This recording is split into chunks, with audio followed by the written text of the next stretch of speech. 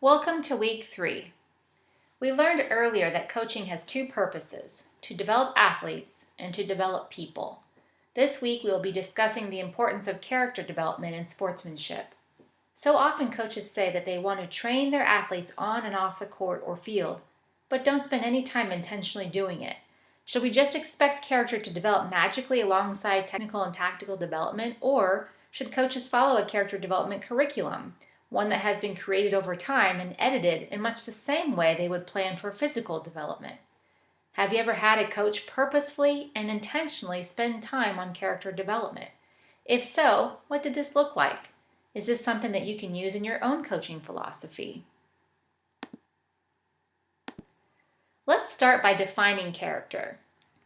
Character is the set of qualities that make somebody or something distinctive, especially somebody's qualities of mind and feeling. You'll notice that this definition is neither positive or negative, but when we use qualifiers like good or bad, the meaning of character changes for us. Good character is knowing what is right, wanting to do what is right, and doing what is right.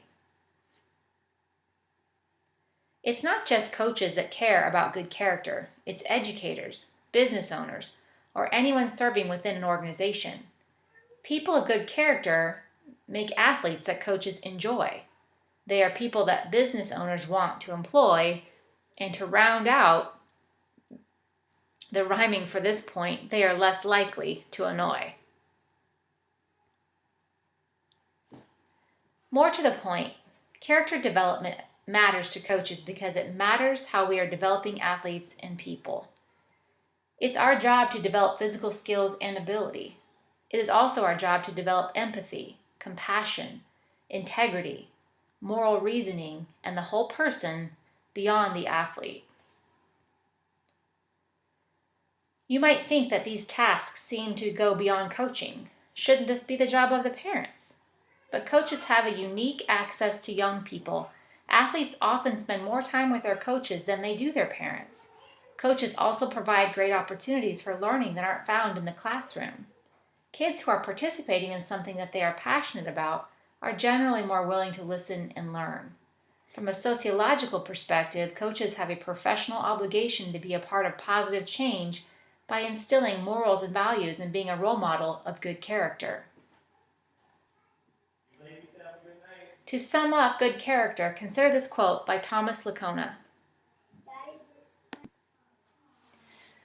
Good character consists of knowing the good, desiring the good, and doing the good. Habits of the mind, habits of the heart, and habits of action. When we think about the kind of character we want for our children, it is clear that we want them to be able to judge what is right, care deeply about what is right, and then do what they believe to be right, even in the face of pressure from without and temptation from within. Switching to sportsmanship, this is something that you have probably heard a lot about from the time you were a young child. Be a good sport. It's funny though, when teams or individuals win the sportsmanship award, we immediately think that this was the team that lost or who finished last, giving it a negative context. This mentality needs to change. One way that some institutions have encouraged sportsmanship is to include sportsmanship points in team point totals. For example, in a tournament, you might get 3 points for a win, 0 points for a loss, and 2 points for great sportsmanship, encouraging teams to win, lose, and play with fairness and grace. So what is sportsmanship? Sportsmanship is influenced by your philosophy. The team will be as sportsmanlike as their coach. Remember that. The coach sets the precedent. Sportsmanship is also influenced by their philosophies. Sometimes the culture or whatever sport organization you play for, your parents, or what you watch on TV. But sportsmanship is the quality inherent in playing a game in which one is honor-bound to follow the spirit and the letter of the rules. Sportsmanship rules are rules of conduct explicitly written or implicitly believed that adhere to this principle.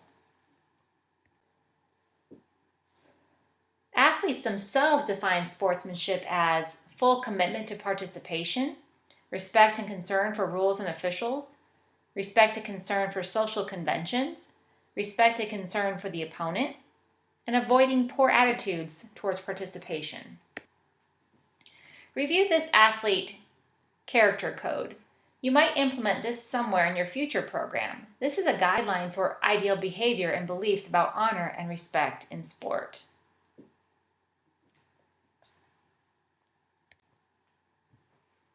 Now we return to the other side of the sportsmanship spectrum and look at something called gamesmanship.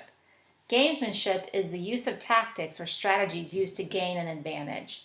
This is the use of unconventional but not strictly illegal tactics to gain an advantage in a competitive game. The most obvious example of this is when we see people in soccer or basketball take a dive on a minor foul, making it look really egregious. Although officials are trying to crack down on the use of this tactic, it is something that occurs all the time in order for a team to gain advantage. You'll have to decide if this is a practice you would coach your players to do or teach them to avoid. Again, it is part of your coaching philosophy and something that you'll have to spend time thinking about. How far are you willing to go to win? Will you walk the line or steer clear of the gray area entirely? This slide shows the importance of guiding kids towards sportsmanship and steering them away from using questionable game tactics. First, we can clearly lose the spirit of the competition, which should be to encourage fun and fair competition. But also, kids follow the guidance of the coach. They need guidance because they can't always see the difference between playing by the rules and skirting the rules to win. This leads to damage to the underlying foundation of sport and eventually can leave kids with the idea that it's okay to do anything to win, which doesn't do much for character development.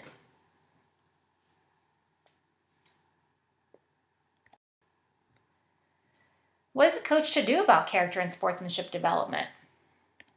First, a coach has to identify the principles of character, which are respect, responsibility, caring, honesty, fairness, and citizenship. Second, a coach has to exemplify the principles of character. This means that you have to practice what you preach. Let your players see you making good choices, and they will follow suit. Third, you have to teach your players these principles. Kids need to be taught from you because they will otherwise learn negative traits from others. And there is no guarantee that their parents or siblings or friends are teaching them the right things. Have intentionality in every practice to teach on good character traits. And then finally, let them practice these traits and catch them doing good things and celebrate the good decisions.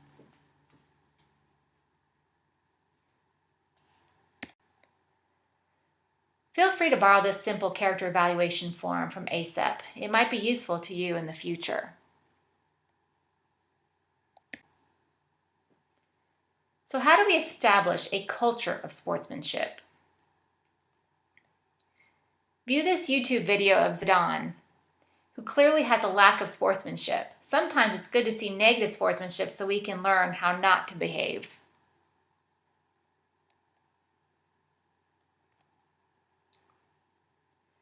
The Positive Coaching Alliance has identified an acronym to help teach athletes about sportsmanship. That acronym is ROOTS, with R meaning respect the rules, O, respect the opponents, O, respect the officials, T, respect the teammates, and S, respect yourself. Think back to a team that you played on. Do you remember the culture of the team? Was it built on a foundation of respect? Did the coaches demand a certain level of sportsmanship and self-respect? Was there a way that you were supposed to dress? Was the principle of being on time well established? Were there penalties for the inappropriate behavior? Was appropriate behavior well defined? All of these things are established by the coach and the organization. If they aren't established, kids will each operate according to their default sportsmanship, which may or may not be positive.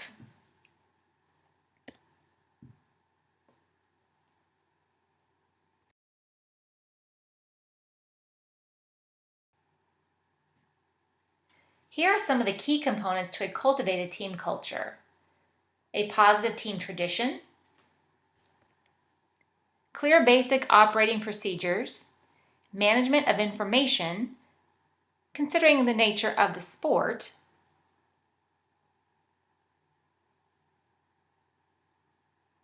clearly the culture of gymnastics would differ from that of baseball, so that's why we're keeping in mind the nature of the sport. Certain sports definitely take on a different type of culture. Understand and knowing the power, influence, and status structure of the team and organization. Knowing your coaching style and leadership strengths. And finally, as a rule, culture is established over time, so it might take several years before your ideal culture is realized. How do we build an effective culture? Well, first remember, if you enter into a team that has an established culture, think and reflect about if you need to make changes. If so, just remind yourself that just because you have come into an existing culture doesn't mean that you have to keep it that way. Think of the movie Hoosiers. And if you haven't seen it, watch this movie. It's a movie with Gene Hackman and Barbara Hershey. The new coach came into an existing culture that he didn't think was appropriate. And over time, and with much conflict, the new principles began to be part of the culture of the team. It wasn't received well by the community and much of the team, but the results were impossible to ignore. So to establish a culture, build and emphasize from the start. Be consistent. Make sure that everyone is on the same page. Show how sportsmanship can lead to success. Consider everyday language and actions. Expect it and help them live up to it. And build pride in the history of the team. Let's look at some of the consequences of a negative culture. First, hazing. And this is something that you probably should have read and been tested on in the NFHS modules by now. Community problems, low self-esteem and respect, program disruption, poor performance, and poor reputation. These are team performance killers. You may have identified these in the What Drives Winning video for this week. What about the benefits of a positive culture? Well, positive community relations, stronger team dynamics, improved performance, less dropout, and more success. Ultimately, the character and behavior of the coach directly impacts the culture of the team. Choose to model positive behavior that will cultivate a culture of honor, respect, confidence, courage, fairness, loyalty, self-control, and sincerity. Your beliefs influence your thoughts, which influences your actions, all of which determines your philosophy, ethics, and leadership style. These will help clarify the type of culture you want to cultivate.